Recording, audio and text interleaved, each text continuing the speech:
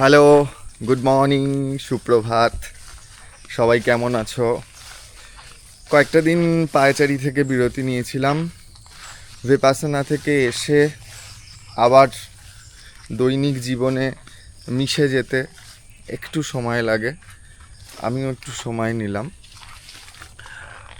আজকে এখন ঘড়ির কাঁটায় 6:45 বাজে। আমার স্নান হয়ে গেছে, কারণ রাত্রেবেলায় একটু ব্যথায় কষ্ট পেয়েছি।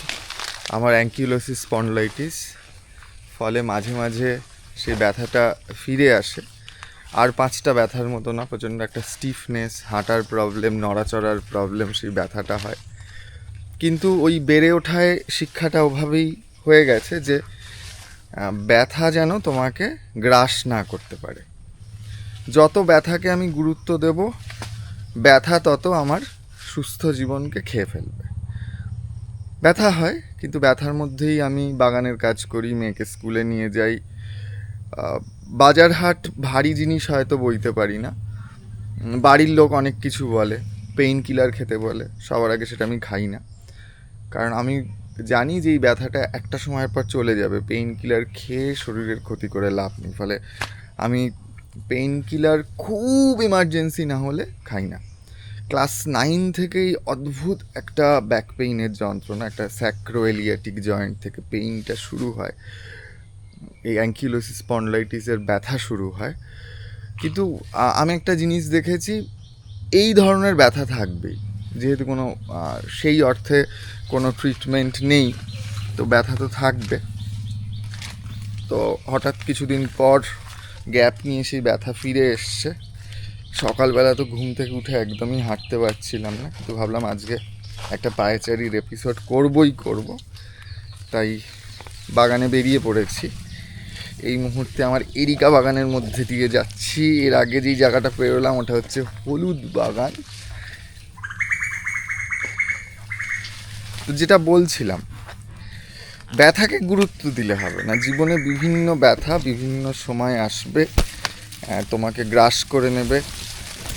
ব্যথা একদম চেষ্টা করবে তোমাকে খেয়ে নেওয়ার, তোমাকে শেষ করে দেওয়ার।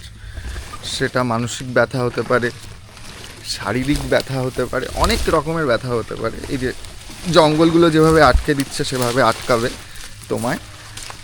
কিন্তু ব্যথা একদম যেন তোমাকে হারাতে না পারে, কারণ ব্যথা যত বাড়বে তুমি তত কাবু হবে এবং তুমি তত জীবন থেকে হারিয়ে যাবে। আমি ছোটোবেলা থেকে যত রকমই ব্যথা পাই না কেন, আমি কিন্তু সেটাকে হারিয়ে বলবো না, সেটাকে সহ্য করে বারবার জীবনে ফিরে এসেছি। ফলে আমার 41 বছর বয়স। এই অ্যাঙ্কিলোসিস স্পন্ডলাইটিসের জন্য সবাই প্রচুর ইনজেকশন নেয়। স্টিফনেসের জন্য রীতিমতো বেঁকে যায়, নয় ঝুঁকে হাঁটে, নয় উল্টো হয়ে, মানে একটু পেছন দিক করে হাঁটে। অনেক রকমের প্রবলেম হয়, আমিও ফেস করেছি।